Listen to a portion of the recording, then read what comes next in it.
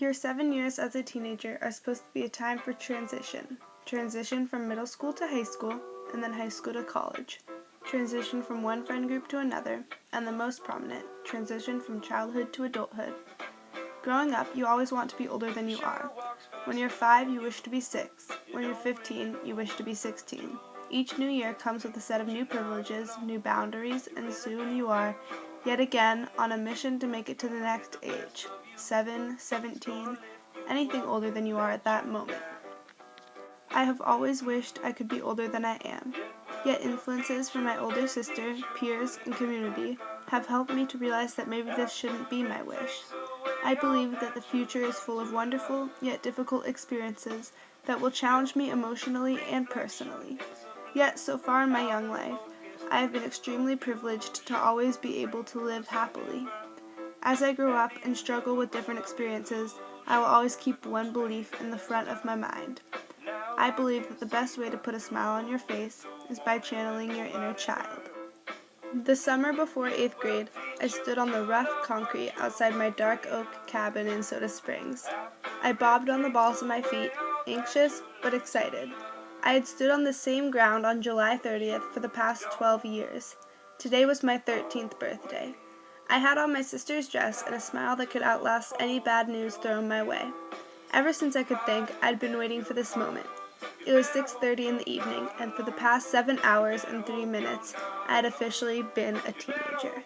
As my body stood quiet, my mind roared and thundered with thoughts.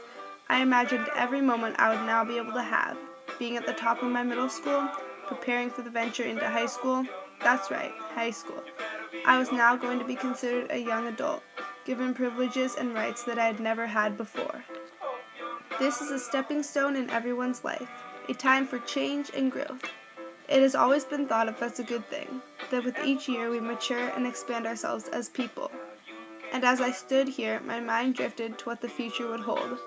I was excited about going to college, giddy when it came to the idea of my dream wedding.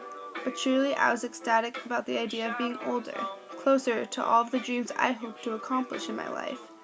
As I stepped down onto the dock and watched a mother duck lead her inquisitive chicks, I wondered if she was happy to be a mother, happy to be growing up and older, or if she wished she could go back to a different part of her life once again.